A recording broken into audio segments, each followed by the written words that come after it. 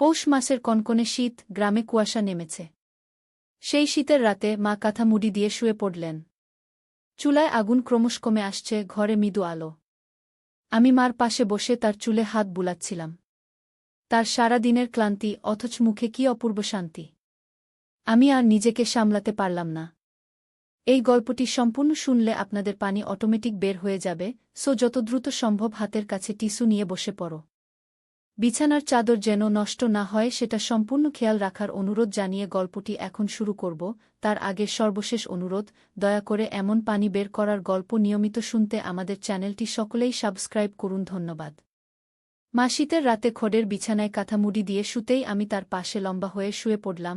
বললাম, মা, আজ রাতে তুমি শুধু আমার মা নও, তুমি আমার প্রেমিকা। মা ধড়ফড় করে উঠে বসলেন। কি হল আমার চাঁদনি? এই শীতের রাতে তুই কি আজগুবি কথা বলছিস?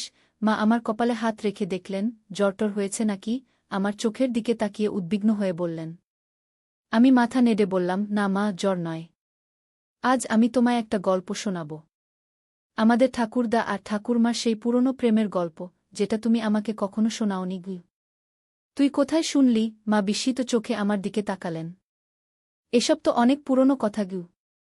কাকিমা বলছিলেন গত সপ্তাহে বাবা যখন শহরে গেছিলেন তখন আমি ধীরে ধীরে বললাম। মা একটু নড়েচড়ে বসলেন। বাইরে বাতাসের শব্দ হচ্ছিল। দূরে শেয়ালের ডাক শোনা যাচ্ছিল। শীতের রাতের নিস্তব্ধতা ভেদ করে সেই ডাক আমাদের গ্রামের প্রত্যন্ত এলাকা পর্যন্ত ভেসে আসছিল। মা কথা না বলে মৃদু হাসি দিয়ে আমার দিকে তাকালেন। শোন চাঁদনি, আমাদের পরিবারের এই গল্পটা কাউকে বলা হয় না। কিন্তু তুই যখন জেনেই গেছিস তখন বাকিটাও শোন। কিন্তু মনে রাখবি, এটা আমাদের পরিবারের রহস্যও। আমি উৎসাহের সাথে মাথা নাড়লাম। আমাদের পরিবার মানে আমি চাঁদনি, আমার মা রমলা আর বাবা শান্তনু। আমরা গ্রামের প্রান্তে একটা পুরনো বাড়িতে থাকি। বাবা সপ্তাহে 2 বার শহরে যান ব্যবসার কাজে। আমরা 2 বোন 1 ভাই। আমার বড় বোন রূপসী বিয়ে করে শ্বশুরবাড়ি গেছে। ছোট ভাই অমিত 6 বছর আগে হঠাৎ নিখোঁজ হয়ে যায়। তার কোনো খোঁজ আমরা পাইনি, শুধু তার ছেঁড়া জামাকাপড় পুকুরের ধারে পাওয়া গিয়েছিল। গ্রামের লোকে বলে সে পুকুরে ডুবে মারা গেছে, কিন্তু তার দেহ পাওয়া যায়নি। চাঁদনি, আমাদের ঠাকুরদা নীলকুমার দত্ত এবং ঠাকুরমা অনিন্দিতা। তারা দুজনে একে অপরকে প্রেম করতেন না। বিয়েটা হয়েছিল বাধ্য হয়ে। খিমা শুরু করলেন। আমি অবাক হয়ে বললাম, তাহলে কাকিমা মিথ্যা বলছেন? তিনি তো বললেন তাদের এক অসাধারণ প্রেমের গল্প ছিল, যা এখনও গ্রামের লোকে মনে রাখে। সেটাই আসল গল্প। তোর ঠাকুরদা নীলকুমার আসলে এই গ্রামের লোক ছিলেন না। তিনি এসেছিলেন দূর থেকে, কোথা থেকে এসেছিলেন সেটা কেউ জানত না। তোর ঠাকুরমা ছিলেন এখানকার বড় জমিদারের একমাত্র মেয়ে। তিনি খুব সুন্দরী ছিলেন, কিন্তু স্বভাবে খুব কঠিন। কোনো ছেলেকেই পছন্দ করতেন না। এমনকি তার বাবা অনেক সম্বন্ধ এনেও বিয়ে দিতে পারেননি গিয়ে। কিন্তু তারপর একদিন হঠাৎ এই নীলকুমার এসে জমিদারের কাছে চাকরির জন্য আবেদন করেন। নীলকুমার ছিলেন খুব সুদর্শন এবং শিক্ষিত। ইংরেজি জানতেন, হিসাব নিকাশে ছিলেন পারদর্শী। জমিদার তাকে তার এস্টেটের ম্যানেজার নিযুক্ত করেন গু। এরপর ক্রমশ তোর ঠাকুরমা অনিন্দিতা আর ঠাকুরদা নীলকুমারের মধ্যে একটা যোগাযোগ শুরু হয়। শুরুতে সেটা ছিল খুব গোপন। কেউ জানত না। কিন্তু একদিন তোর ঠাকুরমার বাবা তাদের ধরে ফেলেন। তিনি রাগে অগ্নিশর্মা হয়ে যান গু। তারপর কি হল? আমি উৎসুক হয়ে জিজ্ঞেস করলাম। জমিদার নীলকুমারকে তার এস্টেট থেকে তাড়িয়ে দেওয়ার হুমকি দেন। কিন্তু অনিন্দিতা তার বাবাকে বলেন যে যদি নীলকুমারকে তাড়িয়ে দেওয়া হয় তাহলে তিনি আত্মহত্যা করবেন গু। বাবা রাজি হলেন? না, রাজি হলেন না।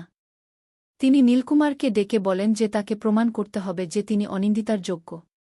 তিনি তাকে 3টি কঠিন কাজ দেন গু। কি কি? আমি আরও উৎসাহিত হয়ে জিজ্ঞেস করলাম। প্রথম কাজ ছিল দূরবর্তী পাহাড়ের গুহা থেকে একটি দুর্লভ বন্য ফুল নিয়ে আসা, যা শুধুমাত্র পূর্ণিমার রাতে ফোটে। দ্বিতীয় কাজ ছিল 7টি সমুদ্র পাড়ি দিয়ে একটি অজানা দ্বীপ থেকে একটি বিশেষ মণি নিয়ে আসা। তৃতীয় এবং সবচেয়ে কঠিন কাজ ছিল শত্রু রাজ্যের সীমানা থেকে একটি গুপ্ত দলিল উদ্ধার করা, যা তোর ঠাকুরমার পিতার অধিকার প্রমাণ করত। আমি অবাক হয়ে শুনছিলাম। আমার মাথার মধ্যে ছবি ভেসে উঠছিল। অদ্ভুত এক অ্যাডভেঞ্চারের গল্প।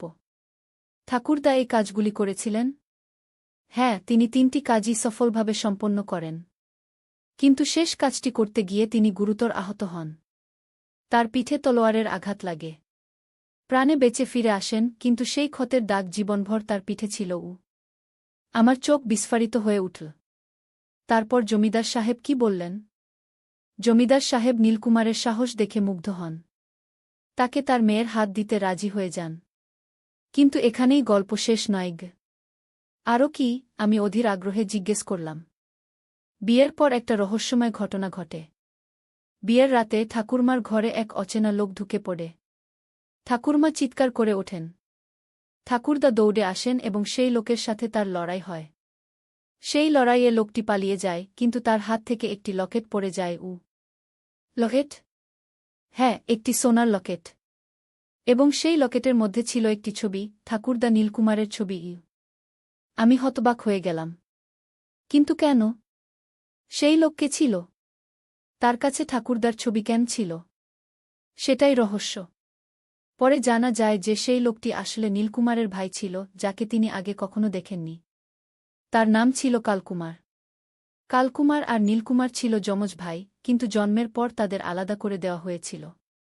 কালকুমারকে দত্তক দেওয়া হয়েছিল এক অন্য পরিবারে গিয়ে। সাংঘাতিক, আমি বিস্ময়ে বললাম। হ্যাঁ, এবং আরও সাংঘাতিক ব্যাপার হল, কালকুমারও অনিন্দিতাকে ভালোবাসত। সে জমিদারের মেয়েকে হারিয়েছিল তার ভাইয়ের কাছে, এবং সে প্রতিশোধ নিতে চেয়েছিল।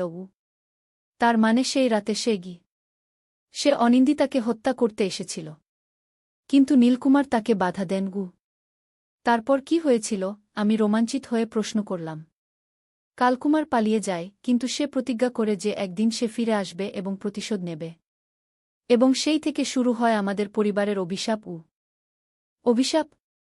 হ্যাঁ, অভিশাপ। কালকুমার বলেছিল যে প্রতি 1 শতাব্দীতে সে ফিরে আসবে এবং নীলকুমারের বংশধরদের মধ্যে থেকে একজনকে নিয়ে যাবে। এবং এই অভিশাপ চলবে যতদিন না নীলকুমারের বংশে সোনার লকেট পরা কোনো সন্তান জন্ম নেয়। আমি ভীত হয়ে উঠলাম। মা, এই অভিশাপ কি সত্যি?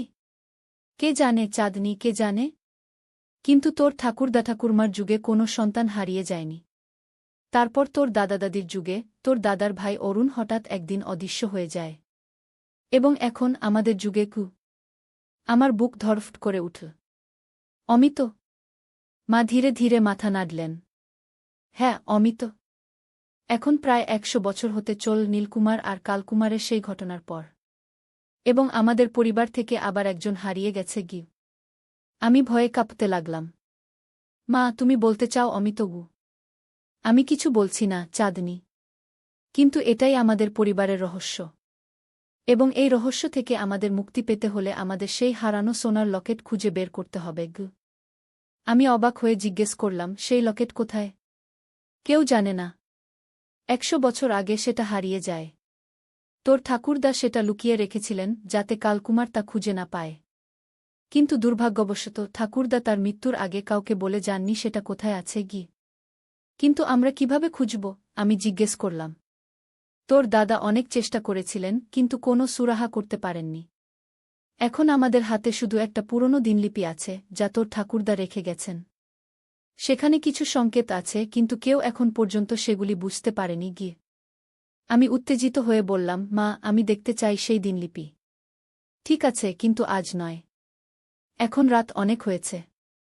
কাল সকালে আমি তোকে দেখাবো, মা বললেন। কিন্তু মা, অমিত কি তাহলে? শোন চাঁদনি, মা আমার কাঁধ ধরে বললেন, আমি জানি না অমিত কোথায় আছে। কিন্তু আমি বিশ্বাস করি সে বেঁচে আছে। এবং তোকে আমি বলে রাখছি, আমরা তাকে খুঁজে বের করব। এবং সেই সাথে সেই লকেটও। আমি মাথা নাড়লাম। হ্যাঁ, মা। আমরা খুঁজে বের করব। রাত তখন অনেক হয়েছে। ঘরের বাইরে শেয়ালের ডাক আর শোনা যাচ্ছিল না। একটা অস্বাভাবিক নীরবতা নেমে এসেছিল চারদিকে। আমি আর মা দুজনেই আমাদের কাঁথায় মুড়ি দিয়ে শুয়ে পড়লাম। কিন্তু আমার চোখে ঘুম আসছিল না। আমার মাথায় ঘুরপাক খাচ্ছিল ঠাকুরদা নীলকুমার, ঠাকুরমা অনিন্দিতা, কালকুমার এবং সেই রহস্যময় সোনার লকেটের কথা। অবশেষে ক্লান্তিতে আমার চোখ জড়িয়ে এলো। আমি ঘুমিয়ে পড়লাম, কিন্তু স্বপ্নে দেখলাম একটি অদ্ভুত দৃশ্য। আমি একটি অন্ধকার গুহার মধ্যে দাঁড়িয়ে আছি, আর আমার সামনে অল্প আলো ঝলসে উঠছে একটি সোনার লকেট। ঠিক যখন আমি হাত বাড়িয়ে সেটা ধরতে যাচ্ছি, তখনই আমার ঘুম ভেঙে গেল। পরের দিন সকাল ভোরে উঠে আমি দেখলাম মা তার রোজকার কাজে ব্যস্ত। আমি তাড়াতাড়ি মুখ ধুয়ে মার কাছে গেলাম। মা, সেই দিনলিপি গু। ধৈর্য ধর চাঁদনি, আগে কিছু খেয়ে নে, তারপর আমি তোকে দেখাবো কি মা বললেন। আমি অধৈর্য হয়ে উঠছিলাম, কিন্তু মার কথা শুনলাম। পরে যখন আমরা দুজনে একসাথে বসলাম, তখন মা একটি পুরনো বাক্স নিয়ে এলেন। বাক্সটি ছিল প্রাচীন কাঠের তৈরি এবং তার গায়ে অদ্ভুত কিছু নকশা ছিল। এটা তোর ঠাকুরদার বাক্স, তার সব গুরুত্বপূর্ণ জিনিস এখানে রাখা আছে কি মা বললেন। তিনি বাক্সটি খুললেন। ভেতরে ছিল অনেক পুরনো কাগজপত্র, কিছু ছবি এবং একটি ছোট পিতাব বাধাই করা বই। এটাই সেই দিনলিপি? আমি জিজ্ঞেস করলাম। হ্যাঁ মা বইটি তুলে আমার হাতে দিলেন। তোর ঠাকুরদা এটা লিখেছিলেন তার জীবনের শেষের দিকে। সবথেকে শেষের পাতাগুলিতে সেই সংকেতগুলি রয়েছে গি। আমি উত্তেজিত হয়ে বইটি খুললাম। পাতাগুলি ছিল হলুদ হয়ে যাওয়া এবং লেখাগুলি ছিল মৃদু, কিন্তু পড়া যেত। আমি পাতাগুলি উল্টতে লাগলাম, দেখে যেতে লাগলাম আমার ঠাকুরদার জীবনের কাহিনী। তিনি লিখেছেন তার ছেলেবেলার কথা, কিভাবে তিনি অনাথ হয়ে বড় হয়েছিলেন, কিভাবে তিনি এই গ্রামে এসেছিলেন, কিভাবে তিনি ঠাকুরমা অনিন্দিতার প্রেমে পড়েছিলেন এবং কিভাবে তিনি সেই 3টি কঠিন কাজ সম্পন্ন করেছিলেন। সে গল্পগুলি ছিল রোমাঞ্চকর, কিন্তু আমি তাড়াতাড়ি শেষের দিকে যেতে চাইলাম, সংকেতগুলির খোঁজে। অবশেষে আমি এসে পৌঁছালাম শেষের পাতায়। সেখানে ছিল কিছু অদ্ভুত চিহ্ন এবং একটি ছোট কবিতা। পূর্ণিমার রাতে যখন চাঁদ ঠিক মাথার উপরে থাকবে, পূর্ব দিকের নিমগাছের ছায়া পশ্চিম দিকে পড়বে। সেই ছায়া যেখানে শেষ হবে সেখানে 3বার পা ফেলো। তারপর উত্তর দিকে 7বার কদম, পশ্চিম দিকে 5বার কদম, দক্ষিণ দিকে 3বার কদম, আর পূর্ব দিকে 1বার কদম। যেখানে থামবে সেখানে আছে পাথরের নিশানা। সেই পাথরের নিচে মাটির তলে লুকিয়ে আছে সোনার লকেট, যা আনবে মুক্তি আমার বংশের অভিশাপ থেকে গি। আমি বিস্ময়ে কবিতাটি পড়লাম, তারপর মাকে দেখালাম। মা, এটা তো একটা মানচিত্র। ঠাকুরদা সংকেত রেখে গেছেন কোথায় লকেট লুকিয়ে আছে। হ্যাঁ, কিন্তু কেউ এখনও এটা বুঝতে পারেনি। কোন নিমগাছের কথা তিনি বলেছেন? আমাদের বাড়ির চারপাশে অনেক নিমগাছ আছে কি মা বললেন। আমি কবিতাটা আবার পড়লাম। এখানে লেখা আছে পূর্ণিমার রাতে। আজ কি পূর্ণিমা মা? মা একটু ভেবে বললেন, হ্যাঁ, আজ পূর্ণিমা। কিন্তু তুই কি করতে চাস? আমি আজ রাতে এই সংকেত অনুসরণ করে দেখতে চাই। হয়তো আমরা লকেটটা খুঁজে পাব। আমি উত্তেজিত হয়ে বললাম। কিন্তু চাঁদনী, এটা খুব বিপজ্জনক হতে পারে। যদি সত্যিই কালকুমার ফিরে এসে থাকে, তাহলে সে হয়তো আমাদের উপর নজর রাখছে কি মা চিন্তিত স্বরে বললেন। কিন্তু মা, আমাদের অমিতকে খুঁজে বের করতে হবে। যদি এই অভিশাপের কথা সত্যি হয়, তাহলে শুধুমাত্র সেই লকেট খুঁজে পেলেই আমরা অমিতকে ফিরে পেতে পারি কি আমি দৃঢ় স্বরে বললাম। মা আমার দিকে গভীর দৃষ্টিতে তাকালেন। তুই ঠিক বলেছিস। আমরাও তোর বাবা আমি অনেক চেষ্টা করেছি, কিন্তু কোনো ফল হয়নি। হয়তো তোর ভাগ্যে এই রহস্য সমাধান করা আছে গি। আমরা আজ রাতে চেষ্টা করব মা। কিন্তু বাবাকে বলবে না।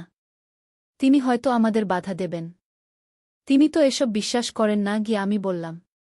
মা একটু ইতস্তত করলেন, তারপর রাজি হলেন। ঠিক আছে, কিন্তু আমি তোর সাথে থাকব। দিনটা খুব ধীরে কাটছিল। আমার মন ছিল শুধু সেই রাতের অপেক্ষায়। সন্ধ্যা নামতেই আকাশে পূর্ণিমার চাঁদ উঠতে শুরু করল। বাবা খাওয়া দাওয়ার পর শুয়ে পড়লেন। রাত বাড়ার সাথে সাথে মা আর আমি চুপি চুপি বাড়ি থেকে বেরিয়ে এলাম। বাইরে রাত অদ্ভুত রকম নিস্তব্ধ ছিল। পূর্ণিমার চাঁদ আকাশে জ্বলজ্বল করছিল, চারদিকে অস্বাভাবিক আলো ছড়িয়েছিল। চাঁদনী, তুই কোনো নিমগাছের কথা ভাবছিস? মা জিজ্ঞেস করলেন। আমি চারদিকে তাকালাম। আমাদের বাড়ির আশেপাশে অনেক নিমগাছ ছিল, কিন্তু কোনটি হতে পারে সেটা বোঝা কঠিন ছিল। তারপর হঠাৎ আমার মনে পড়ল। মা, আমি জানি কোনো নিমগাছের কথা বলা হয়েছে। পুরনো নিমগাছ, যেটা আমাদের বাড়ির পূর্ব দিকে পুকুরের ধারে আছে। ঠাকুরমার বিয়ের সময় সেটা লাগানো হয়েছিল। সেটা সবচেয়ে পুরনো নিমগাছ। মা চমকে উঠলেন। তুই ঠিক বলেছিস। আমি কেন ভাবিনি? চল আমরা সেখানে যাই। আমরা পুকুরের দিকে যেতে শুরু করলাম। রাত ক্রমশ গভীর হচ্ছিল এবং চাঁদ প্রায় মাথার উপরে এসে পৌঁছেছিল। পুকুরের কাছে পৌঁছে আমরা দেখলাম সেই বিশাল নিমগাছ, যার বয়স হবে কমপক্ষে 100 বছর। এখন আমাদের অপেক্ষা করতে হবে যতক্ষণ না চাঁদ ঠিক মাথার উপরে আসে, আমি বললাম। মা আর আমি গাছের নিচে বসে অপেক্ষা করতে লাগলাম। মিনিট ঘণ্টা কেটে যেতে লাগল। হঠাৎ আমি লক্ষ্য করলাম গাছের ছায়া পশ্চিম দিকে পড়েছে, ঠিক যেমন কবিতায় বলা ছিল। মা দেখো, আমি উত্তেজিত হয়ে দেখালাম। আমরা উঠে দাঁড়ালাম এবং সেই ছায়া অনুসরণ করে যেতে লাগলাম। ছায়া শেষ হওয়ার জায়গায় আমি 3বার পা ফেললাম। তারপর উত্তর দিকে 7বার কদম, পশ্চিম দিকে 5বার কদম, দক্ষিণ দিকে 3বার কদম, আর পূর্ব দিকে 1বার কদম। আমি যেখানে থামলাম সেখানে ছিল একটি ছোট পাথর, যা মাটিতে আধা পোতা ছিল। মা, এখানে! আমি চিৎকার করে উঠলাম। মা দৌড়ে এলেন এবং আমরা দুজনে মিলে সেই পাথরটি সরানোর চেষ্টা করলাম। পাথরটি খুব ভারী ছিল, কিন্তু অবশেষে আমরা সেটা সরাতে সফল হলাম। তার নিচে ছিল একটি গর্ত, এবং সেই গর্তের মধ্যে একটি ছোট টিনের বাক্স। আমার হাত কাঁপছিল যখন আমি সেই বাক্সটি তুললাম। আমি সেটা খুললাম এবং ভেতরে দেখলাম একটি চকচকে সোনার লকেট। ও মা গো! এটাই সেই লকেট, মা বিস্ময়ে বললেন। আমি লকেটটি হাতে নিলাম। এটি ছিল সোনার তৈরি এবং তার সামনে একটি সুন্দর নকশা ছিল। আমি সেটি খুললাম এবং ভেতরে দেখলাম 2টি ছবি, একদিকে ঠাকুরদা নীলকুমার, অন্যদিকে ঠাকুরমা অনিন্দিতা। আমরা পেয়ে গেছি, মা! আমি আনন্দে ডুকরে কেঁদে উঠলাম। ঠিক তখনই অন্ধকার থেকে একটি ভারী কণ্ঠস্বর ভেসে এলো, তোমরা কি সত্যিই পেয়েছ? আমরা চমকে ফিরে তাকালাম। সামনে দাঁড়িয়ে ছিল এক বৃদ্ধ লোক, যার চেহারা অদ্ভুতভাবে আমার ঠাকুরদার ছবির সাথে মিলে যাচ্ছিল, কিন্তু তার চোখে ছিল একটা অদ্ভুত জ্বালা। কে তুমি? মা ভয়ে কাঁপতে কাঁপতে জিজ্ঞেস করলেন। আমি কালকুমার। আমি ফিরে এসেছি প্রতিশ্রুতি অনুযায়ী। 100 বছর পর লোকটি একটু এগিয়ে এল। আমার বুক ধড়ফড় করছিল, কিন্তু আমি সাহস করে বললাম, তুমি আমার ভাই অমিতকে নিয়ে গেছ? বৃদ্ধ লোকটি একটু হাসল। হ্যাঁ, আমি তাকে নিয়ে গেছি। এবং সে এখন আমার হয়ে গেছে, যেমন আমি প্রতিশ্রুতি দিয়েছিলাম গো। কোথায় আমার ভাই? আমি চিৎকার করে জিজ্ঞেস করলাম। অনেক দূরে, এক জায়গায় যেখানে তোমরা তাকে খুঁজে পাবে না। কিন্তু আমি দেখছি তোমরা লকেটটি খুঁজে পেয়েছ। এখন সময় এসেছে আমাদের পুরনো খেলা শেষ করার। কালকুমার আমাদের দিকে আরও এগিয়ে এল। মা আমাকে পিছনে ঠেলে দিলেন। তুমি আমার সন্তানকে ফিরিয়ে দাও। আমরা লকেটটি পেয়েছি। হ্যাঁ, তোমরা পেয়েছ। কিন্তু এটা যথেষ্ট নয়। লকেটটি প্রয়োজন, কিন্তু অন্য একটি জিনিসও প্রয়োজন, কালকুমার বলল। কি? আমি জিজ্ঞেস করলাম। একটি ত্যাগ। একটি মহান ত্যাগ। নীলকুমারের বংশের কাউকে নিজের ইচ্ছায় আমার সাথে যেতে হবে অমিতের বদলে, কালকুমার বলল। আমি এক মুহূর্ত ভাবলাম, তারপর আমার মাকে তাকিয়ে বললাম, মা, আমি যাব। না, চাঁদনী! মা আতঙ্কে চিৎকার করে উঠলেন। মা, আমি যাব। অমিত আমার ছোট ভাই। আমি তাকে বাঁচাবো। আমি দৃঢ় স্বরে বললাম। কালকুমার আবার হাসল, কিন্তু এবার তার হাসিটা ছিল ভিন্ন, যেন একটু করুণা ভরা। তুমি সাহসী মেয়ে, ঠিক তোমার ঠাকুরমা অনিন্দিতার মতো গু। আমি লকেটটি আমার হাতে শক্ত করে ধরে রাখলাম। আমি প্রস্তুত। কিন্তু আগে আমার ভাইকে ফিরিয়ে দাও। কালকুমার মাথা নাড়ল। ঠিক আছে। কিন্তু লকেটটি আগে আমাকে দাও। আমি ইতস্তত করলাম। কিভাবে আমি জানব যে তুমি আমাদের প্রতারণা করছ না? তুমি জানবে না। তোমাকে আমাকে বিশ্বাস করতে হবে, যেমন আমি তোমাকে বিশ্বাস করছি যে তুমি আমার সাথে যাবে, কালকুমার বলল। আমি একটু ভেবে দেখলাম, তারপর ধীরে ধীরে হাত বাড়িয়ে লকেটটি তাকে দিলাম। তিনি সেটি নিলেন এবং একটি দীর্ঘশ্বাস ছাড়লেন। 100 বছর। 100 বছর ধরে আমি অপেক্ষা করছি এই মুহূর্তের জন্য, তিনি বললেন। হঠাৎ কুয়াশার মধ্য থেকে একটি ছায়ামূর্তি বেরিয়ে এল, আমার ভাই অমিত।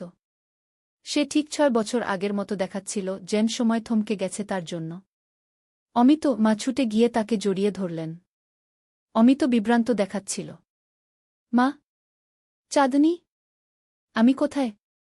কালকুমার লকেটটি তার হাতে ধরে বলল, এখন তোমার পালা, চাঁদনী গি। আমি মা আর অমিতের দিকে শেষবারের মতো তাকালাম। মা, আমি ফিরে আসব। প্রতিজ্ঞা করছি গু। আমি কালকুমারের দিকে যেতে শুরু করলাম, কিন্তু হঠাৎ আকাশ থেকে একটি তীব্র আলো নেমে এল, যেন পূর্ণিমার চাঁদ থেকে বেরিয়ে আসা একটি আলোর রশ্মি। সেই আলো এসে লকেটের উপর পড়ল এবং লকেটটি জ্বলজ্বল করতে লাগল। কি হচ্ছে? কালকুমার বিস্মিত কণ্ঠে বললেন। আলোর তীব্রতা বাড়তে লাগল এবং লকেটটি যেন জ্বলতে শুরু করল, সাদা আগুনের মতো।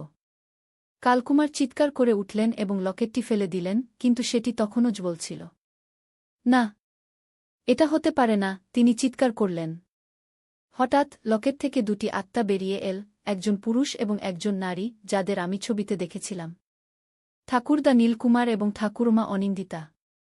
ভাই, তোমার প্রতিশোধ নেওয়ার সময় শেষ হয়েছে, খু নীলকুমারের আত্মা বলল। অনেক দিন ধরে তুমি আমাদের বংশকে যন্ত্রণা দিয়েছ। এখন ক্ষমা করার সময় এসেছে, খু অনিন্দিতার আত্মা বলল।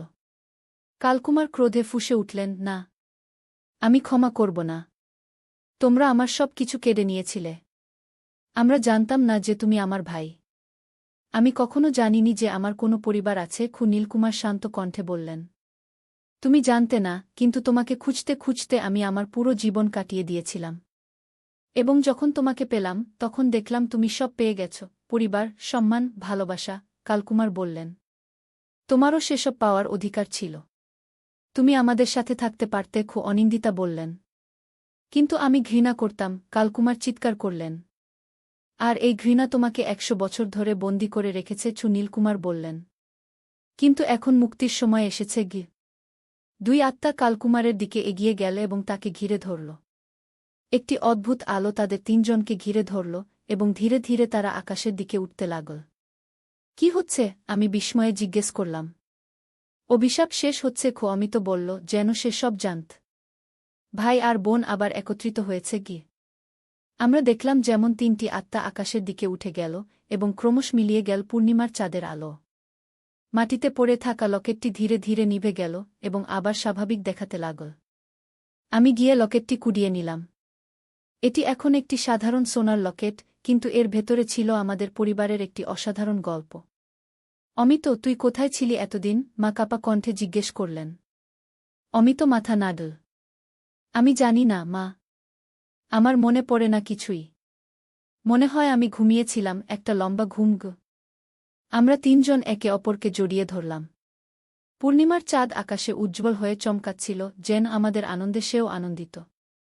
চল বাড়ি যাই, কি মা বললেন। বাবা আনন্দে পাগল হয়ে যাবেন। আমরা বাড়ির দিকে হাঁটতে শুরু করলাম। অমিত আমার পাশে হাঁটছিল, যেন সে কখনো চলে যায়নি।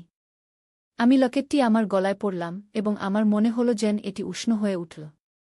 আমার মনে হলো ঠাকুরদা ঠাকুরমা আমাদের সাথে আছেন, আমাদের দেখছেন, আমাদের রক্ষা করছেন। অমিত হঠাৎ থামল এবং আকাশের দিকে তাকাল। চাঁদনি, আমার মনে হয় আমি কিছু জানি। কি? আমি জিজ্ঞেস করলাম। কালকুমার একা ছিলেন না। তার অনুচররা আছে। এবং তারা এখনও রয়ে গেছে, খু অমিত গুরুগম্ভীর কণ্ঠে বলল। আমার বুক ধড়ফড় করে উঠল। তার মানে? তার মানে আমাদের যাত্রা এখনও শেষ হয়নি, ঘু অমিত বলল, তার চোখে একটা অদ্ভুত দৃঢ়তা। তবে আমরা এখন সবাই একসাথে আছি। আর এই লকেট আমাদের সাথে আছে। আমরা যে কোনো বিপদের মোকাবেলা করতে পারব। আমি মাথা নাড়লাম এবং লকেটটি শক্ত করে ধরলাম। হ্যাঁ, আমরা পারব। আমাদের পরিবার এখন আবার পূর্ণ হয়েছে। আর কেউ আমাদের ভাঙতে পারবে না। আমরা আবার হাঁটতে শুরু করলাম, পূর্ণিমার চাঁদের আলো আমাদের পথ দেখিয়ে দিচ্ছিল। আমি জানতাম এটা শুধু একটা সমাপ্তি নয়, একটা নতুন শুরু। আমাদের সামনে অনেক অ্যাডভেঞ্চার অপেক্ষা করছে, অনেক রহস্য, অনেক আবিষ্কার। কিন্তু আমরা একসাথে সেগুলির মোকাবেলা করব। কারণ আমরা একটি পরিবার, এবং পরিবার হল সবচেয়ে শক্তিশালী বন্ধন। এমনকি মৃত্যু, অভিশাপ বা সময়ের ব্যবধানও তা ভাঙতে পারে না। আর হ্যাঁ, রাতের অন্ধকারে চাঁদের আলো সবসময় আমাদের পথ দেখাবে, ঠিক যেমন আমাদের পূর্বপুরুষরা আমাদের দেখিয়েছিলেন।